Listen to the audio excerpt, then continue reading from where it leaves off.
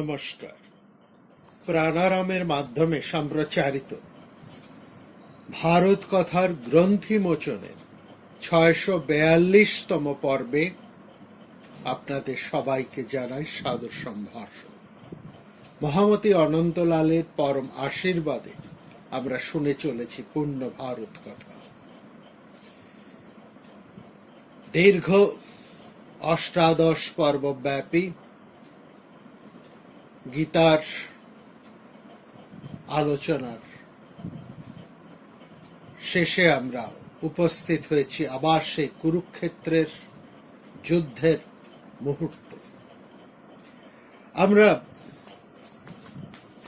লক্ষ্য করেছিলাম সেই অর্জুনকে যিনি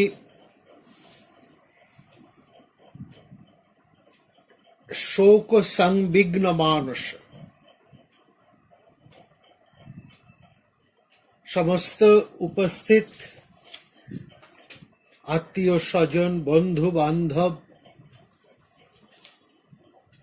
আচার্য, পিতর, পুত্রা, পিতামহা, মাতুলা, শ্বশুরা, পৌত্রা, শালা সম্বন্ধী তথা এদের সবাইকে দেখে তিনি বলছিলেন এতন্ন হন্তম ইচ্ছামি জ্ঞাতপি মধুসূদন।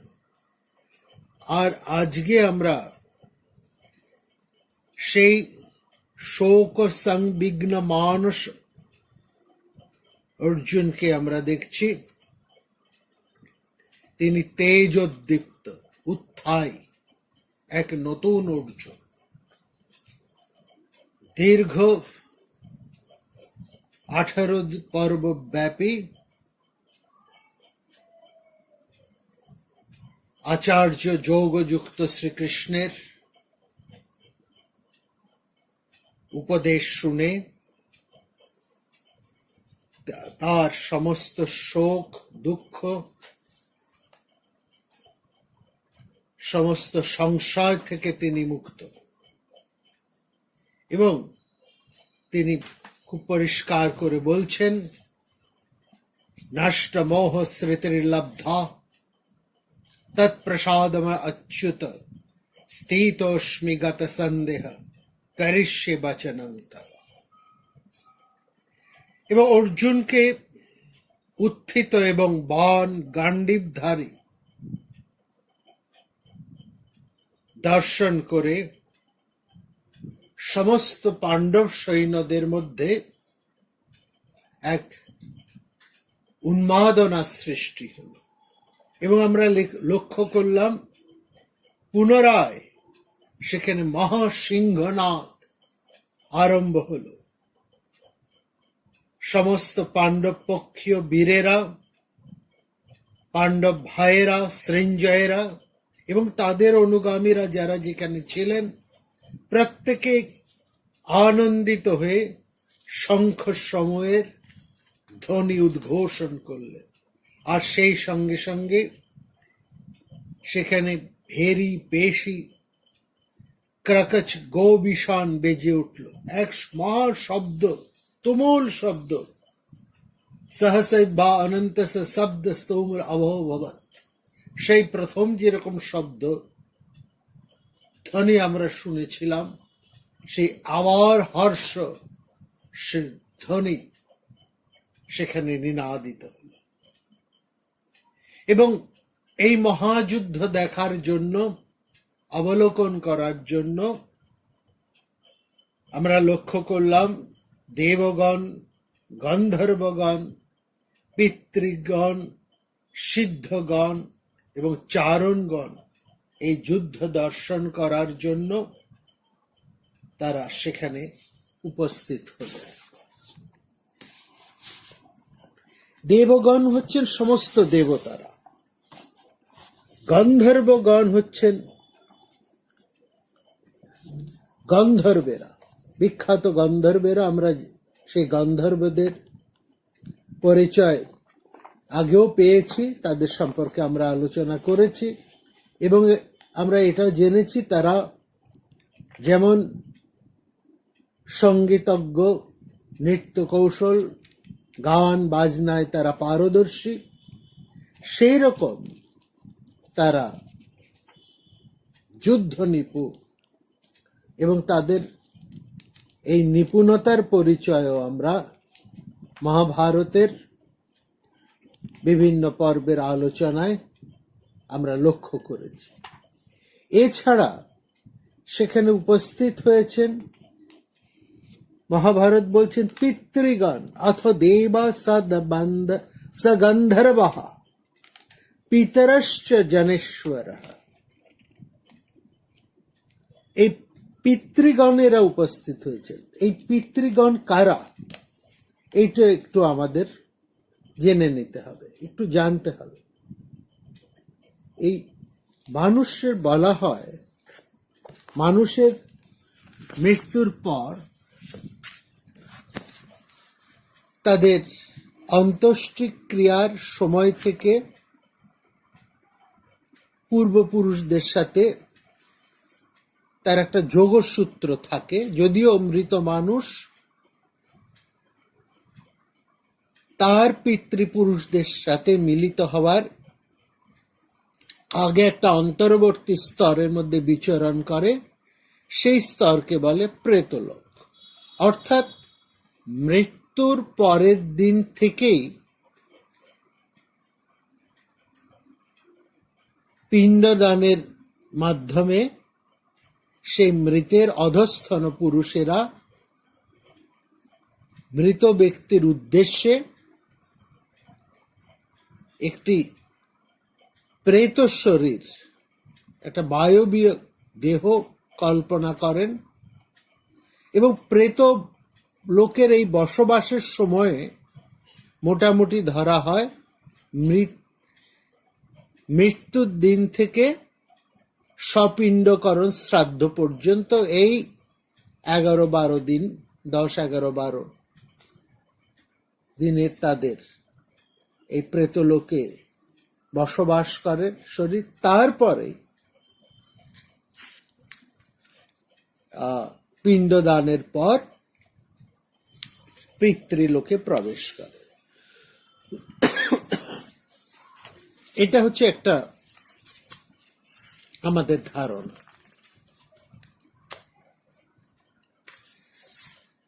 ঋগ্বেদের আমরা দেখি, প্রেহি প্রেহি পথিভি পূর্বেভি যত্র ন পূর্বে পিতর পরেষু। সেখানে ঋগ্বেদের মৃত্যুর পর প্রয়াত ব্যক্তির উদ্দেশ্যে ঋগ্বেদ একটি মন্ত্র উচ্চারণ করে বলা হচ্ছে, আমাদের পূর্বপুরুষেরা যে পথ দিয়ে যে স্থানে গিয়েছেন, হে মৃত ব্যক্তি, তুমিও সেই পথ দিয়ে সেই স্থানে যাও। এই সূক্তের দেবতা হচ্ছেন পিতৃলোক এবং যম। তারপরে ঋগ্বেদে পিতৃলোক সম্পর্কে সেখানে কিছু আলোচনা করা হয়েছে, এবং এই স্মার্ত ভাবনার মধ্যে সদ্যমৃত এবং পিতৃলোকের মধ্যে প্রেতলোকের কোনো পৃথক অবস্থানের কথা কিন্তু আমরা ঋগ্বেদে পাই না। এখানে মৃত্যুর পরেই তারা পিতা, বহু বচনে পিতর, সবাই তারই অন্তর্ভুক্ত। মৃত্যুর পর ঋগ্বেদ অনুসারে বলা হয় যে মৃত্যুর পর দেবতা যম, তিনি হচ্ছেন সবাইকে সে একটি নির্দিষ্ট লোকে নিয়ে যান, এবং সেখানে এই আমরা পিতৃলোকের পরিচয়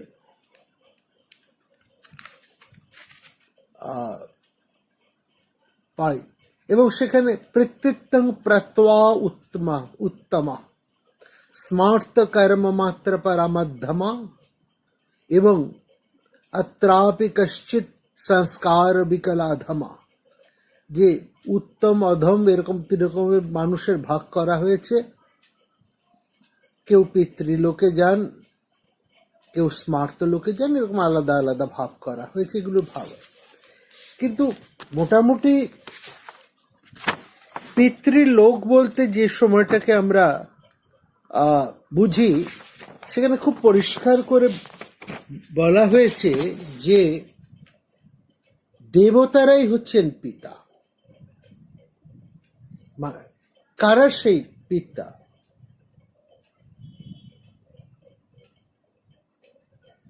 তারা হচ্ছে কারা পিতা না, তারা পিতার সৌমাস্য। এরা হচ্ছেন প্রত্যেকেই জ্ঞানী, জ্যোতিষ্বরূপ। এই দেবতারা কারা? প্রধানত যম, তারপরে বিবস্বান সূর্য, ইন্দ্র এবং অগ্নি। এই অথর্ব বেদের মধ্যে আমরা এই পিতৃদেরকে অমর বলা হয়েছে এবং তাদেরকে দেবতা বলা হয়েছে। দেবা পিতারা পিতারা পিতারও দেবা। পিতাই হচ্ছে দেবতা, দেবতারাই পিতা। মানে এদেরকে সবাইকে দেবতা হিসেবে, দীপ্ত পুরুষ হিসেবে এদেরকে বেদে, বিভিন্ন বেদের মধ্যে তাদেরকে বর্ণনা করা হয়েছে এবং তারা দেবতাদের মতন মহিমার অধিকারী হয়েছে। অর্থাৎ দেবত্ব প্রাপ্ত হয়ে দেবতাদের সাথে আমাদের পিতৃপুরুষেরা বাস করেন এবং দেবতার মহিমায় বিরাজিত এদের কাছে প্রার্থনা করা হয় যে আপনারা আমাদেরকে রক্ষা করুন। এবং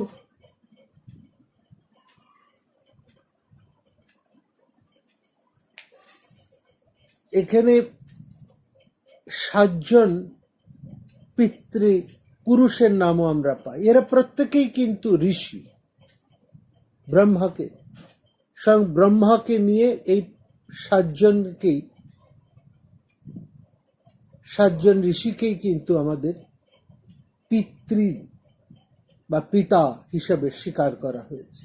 এই 7 জন হচ্ছেন স্বয়ং ব্রহ্মা এবং ব্রহ্মার অপর পুত্রেরা পুলস্ত, বশিষ্ঠ, পুলহ, অঙ্গিরা, ক্রতু এবং কশ্যপ।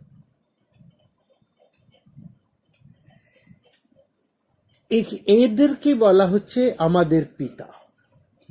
এরাই সপ্ত ঋষি। কেন পিতা বলা হচ্ছে? এই কারণে এদেরকে পিতার মর্যাদা দেওয়া হয়েছে। ব্রহ্মা হচ্ছেন আমাদের পিতামহ এবং ব্রহ্মা এবং তার সন্তানেরা, তাদের থেকেই এই শাশ্বত সৃষ্টি আরম্ভ হয়েছে। সেই জন্য ব্রহ্মার নির্দেশেই তার মানস পুত্রেরা এই সৃষ্টির কাজে মনোযোগ করে। সেই জন্য এদেরকে প্রত্যেককেই বলা হয়েছে এরা হচ্ছেন, এই 7 জনই হচ্ছেন আমাদের দিব্য পিতৃগণ। এবং এই পিতৃগণকে দ্বাদশ আদিত্যের সাথে একাত্মক করা হয়েছে।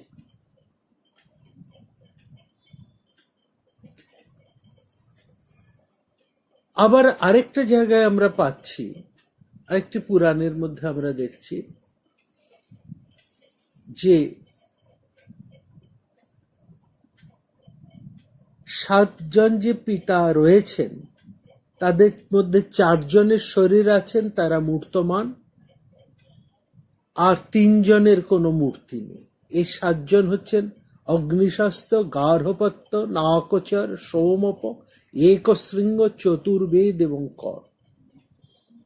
এই সপ্তঋষি তারা যেমন পিতা, আবার এই আমাদের জ্ঞান,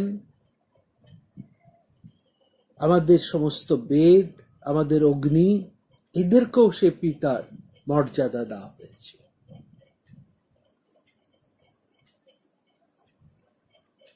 বিভিন্ন পুরাণের মধ্যে নানাভাবেই এই পিতাদের কথা বলা হয়েছে, কিন্তু সবাই কোনো না কোনো ভাবে এই সপ্ত ঋষির সাথে সংযুক্ত রয়েছে, এটাই হচ্ছে বোঝা।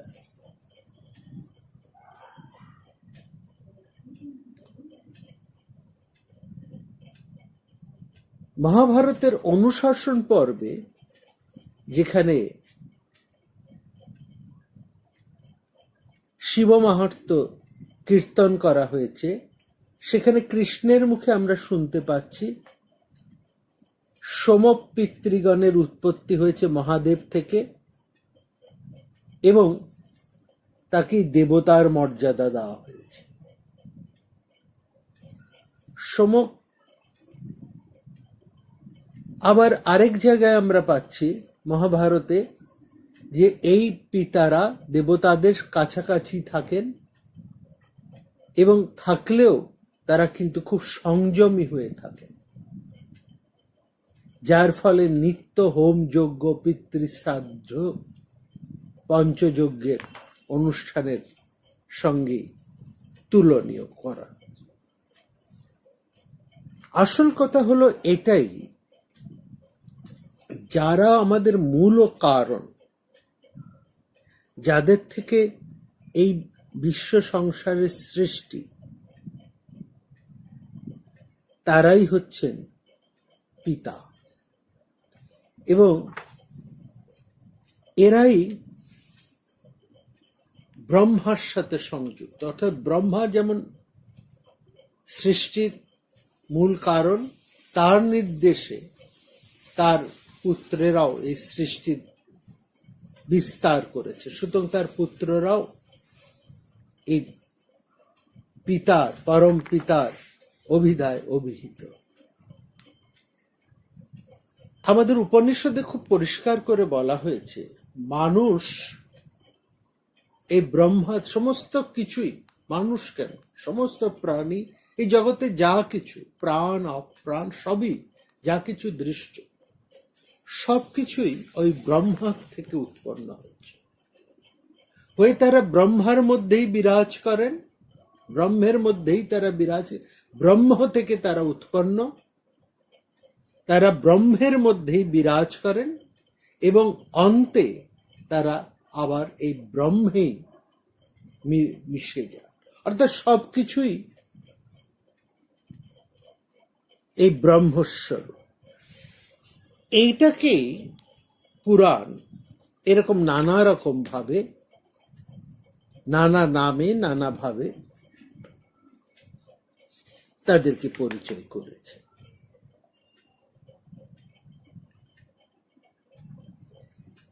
বিভিন্ন মন্ত্রে, বিভিন্ন পুরাণে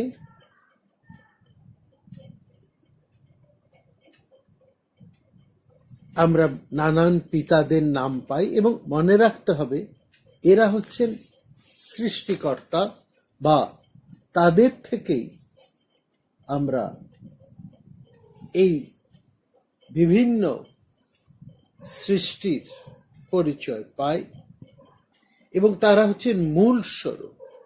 অর্থাৎ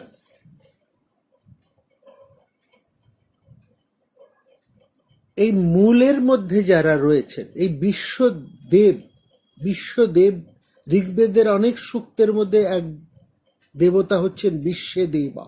বিশ্বে দেবা শব্দের অর্থ হচ্ছে সর্বদেবতা, অর্থাৎ সমস্ত দেবতা। সমস্ত দেবতারাই হচ্ছেন আমাদের পিতৃদের সাথে, পিতৃগণের সাথে সমস্ত বিশ্ব দেবতাই হচ্ছে আমাদের পিতা। অর্থাৎ পিতা হিসেবে আলাদা করে, যেমন কয়েক সপ্ত ঋষির নাম আছে, আরো কিছু কিছু আলাদা আলাদা নাম আছে, পরবর্তী সময়ে সমস্ত দেবতাদেরকেই কিন্তু পিতৃগণের সাথে একীভূত করা হয়েছে এবং বিশ্বদেবগণ বৈদিক কালেই পিতৃগণের সঙ্গে যুক্ত হয়ে যান। বিশ্বদেবা মানে সমস্ত দেবতারা, অর্থাৎ সমস্ত দেবতাকেই আমরা এই পিতার মর্যাদা দিয়ে থাকি। সমস্ত ঋষিদেরকেও আমরা পিতার মর্যাদা দিয়ে থাকি। এইটাই হচ্ছে অর্থাৎ যাদের থেকে আমাদের উৎপত্তি, যাদের থেকে আমরা আমাদের সমৃদ্ধি, আমাদের জীবনের যা কিছু তাৎপর্য, উত্থান, শ্রেয়, অভ্যুদয় ঘটে, তাদেরকেই আমরা আমাদের পিতার মর্যাদা দিয়ে রেখেছি। মহাভারতের শান্তি পর্বের যখন আমরা আলোচনা করব, সেখানে আমরা পিতৃগীতা পরিচয় পাব। সেখানে এই শ্রাদ্ধ কার্যের গুণাগুণ ও ফল বিষয়ে আলোচনা করা হয়েছে।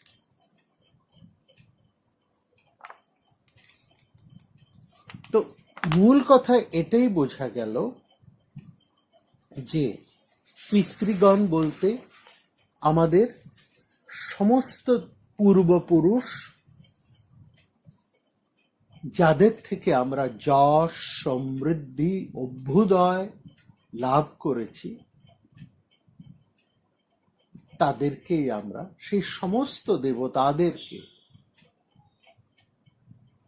আমরা আমাদের পিতা হিসেবে স্বীকার করেছি। তুমি আমাদের পিতা, এই হিসেবেই আমরা তাদের প্রত্যেককেই মান্যতা দিয়েছি। সুতরাং আমাদের এখানে পিতৃগণ বলতে যেন বোঝানো হচ্ছে এই মহাভারতের যুদ্ধ দেখার জন্যে যেমন দেবতারা এসেছেন, গন্ধর্বেরা এসেছেন, তেমনি আমাদের পূর্বপুরুষেরাও এসেছেন, যারা পরলোকে রয়েছেন, যারা তারাও যেন এসে উপস্থিত হয়েছে। এসেছেন সিদ্ধগণেরা, চারণেরা, সেই যুদ্ধ দর্শন করার জন্য সেখানে উপস্থিত হয়েছে। অর্থাৎ কুরুক্ষেত্রের যুদ্ধের মাহাত্ম্য, গুরুত্ব এটা বোঝাবার জন্যই এদের উপস্থিতির কথা এখানে বলা হয়েছে। সেখানে আমরা লক্ষ্য করছি ঋষিরাও দেবরাজ ইন্দ্রকে অগ্রবর্তী করে সেই মহাযুদ্ধ দেখার জন্য সেখানে উপস্থিত হয়েছে। তারপরে আমরা একটা হঠাৎ এমন একটি ঘটনা সেখানে ঘটলো, বা একটা ঘটনা ঘটতে দেখলাম, যাতে সবাই একটু আশ্চর্য হয়ে গেল। কি সেই ঘটনা? দেখা গেল সমুদ্র তুল্য উভয় পক্ষের সৈন্য যখন যুদ্ধের জন্য সমুদ্রত এবং পরস্পর পরস্পরের দিকে অগ্রসর হবার জন্য আগ্রহান্বিত, ঠিক সেই চরম মুহূর্তে যুদ্ধ শুরু হবে, সমস্ত যোদ্ধারা, উভয় পক্ষের যোদ্ধারা যুদ্ধের জন্য প্রস্তুত, তারা এক নির্দেশের জন্য অপেক্ষমান যে ফাইনাল একটা নির্দেশ আসবে উভয় পক্ষের থেকে। আর দু পক্ষের যোদ্ধারা টকবক করে ফুটছে, সৈন্য সামন্তেরা পরস্পর পরস্পরের উপর ঝাঁপিয়ে পড়ার জন্য প্রস্তুত, একেবারে তারা ফুটছে। ঠিক এরকমই এক চরম মুহূর্তে সবাই আশ্চর্য হয়ে লক্ষ্য করল ধর্মরাজ বীর যুধিষ্ঠির নিজের সমস্ত যুদ্ধের সজ্জা, অর্থাৎ কবচ, ধনুক, অস্ত্রশস্ত্র, ঢাল, যা কিছু যুদ্ধের বেশ, অস্ত্রশস্ত্র সব একে একে খুলে রেখে ধনু ত্যাগ করে রথ থেকে দ্রুত নেবে, হাত জোড় করে মৌন ধৈর্যশালী হয়ে পূর্বমুখী হয়ে মহামতি ভীষ্মের দিকে দৃষ্টিপাত করে সেই ভয়ঙ্কর শত্রু সৈন্যর দিকে পদব্রজে এগিয়ে চলেছে। একই ব্যাপার। এবং তাকে এই অবস্থায় নিরস্ত্র অবস্থায় এইভাবে খালি পায়ে এগিয়ে যেতে শত্রু সৈন্যের, ভয়ঙ্কর শত্রু সৈন্যের দিকে এগিয়ে যেতে দেখে দ্রুত অর্জুন রথ থেকে নেমে তার ভাইদের সাথে, সমস্ত বাকি ভাইদেরকে ডেকে নিয়ে, অর্থাৎ ভীম, নকুল, সহদেব, তাদেরকে ডেকে নিয়ে তার পেছনে তারা রওনা দিলেন। কি ব্যাপার, তারা কেউ বুঝতে পারছেন এই কি, এই ভয়ঙ্কর এক্ষুনি যুদ্ধ আরম্ভ হবে, আর এমন সময় নিরস্ত্র হয়ে খালি পায়ে নেবে সেই দুর্ধর্ষ ভীষ্মের দিকে তিনি চলেছেন জোড় হাতে। কি হলো তার? ঠিক সেই সময় আমরা লক্ষ্য করলাম কৃষ্ণ তার পেছনে পেছনে চললেন, এবং কৃষ্ণকে রওনা যেতে দেখে পাণ্ডব পক্ষের প্রধান রাজারা, যোদ্ধারা, তারাও সবাই সেই প্রথমে যুধিষ্ঠির চলেছেন, তিনি মৌন, স্থির, ধ্যান নিমগ্ন, নগ্ন পদে, নিরস্ত্র অবস্থায়, জোড় করে পূর্বমুখী হয়ে তিনি ভীষ্মের দিকে রওনা দিয়েছেন। তার পেছনে ছুটে চলেছেন অর্জুন এবং অন্য ভাইয়েরা, তাদের পেছনে যাচ্ছেন শ্রীকৃষ্ণ, এবং শ্রীকৃষ্ণের পেছনে পাণ্ডব পক্ষীয় সমস্ত বড় বড় যোদ্ধারা, রাজারা, তারা যাচ্ছে। কোথায় চলেছেন যুধিষ্ঠির? কেনই বা যাচ্ছেন? কি অভিপ্রায়? কি হলো তার? আমরা তো জানি যুধিষ্ঠিরের কোনো সংশয় নেই, তিনি সংশয়হীন, তিনি স্থিতপ্রজ্ঞ। কিন্তু এই মুহূর্তে তার কি হলো? সবাই কৌতূহলী হয়ে যেমন তার পেছনে যাচ্ছেন, সেই একই কৌতূহল লক্ষ্য করা গেল কৌরব শিবিরের মধ্যে। তারাও কৌতূহলী হয়ে উঠল। ব্যাপারটা ঠিক বোধগম্য হল। কোথায় চলেছেন স্থিতপ্রজ্ঞ, যুদ্ধস্থির পাণ্ডব কুলচূড়ামণি মহামতি যুধিষ্ঠির এভাবে ভয়ঙ্কর শত্রু বুহের দিকে নিরস্ত্র অবস্থায় নগ্ন পদে? আমরা শুনব আগামী পর্বে। সবাই খুব ভালো থাকবেন, আনন্দে থাকবেন, এবং কখনোই নির্ভারত হয়ে থাকবেন। আরেকটি কথা, আমরা আরো কয়েকটি পর্ব এভাবে অডিও সিস্টেমে চালাবো, তারপর আমরা আবার পূর্বের মতো ভিডিওতে ফিরে আসবো ধীরে ধীরে। আপনাদের সশ্রদ্ধ ধৈর্য এবং সমর্থন আন্তরিকভাবে আমরা কামনা করি। নমস্কার। প্রাণারাম প্রাণারাম প্রাণারাম প্রাণারাম প্রাণারাম প্রাণারাম। কি যেন লুকানো নামে তাই মিষ্ট এত তব নাম প্রাণারাম প্রাণারাম।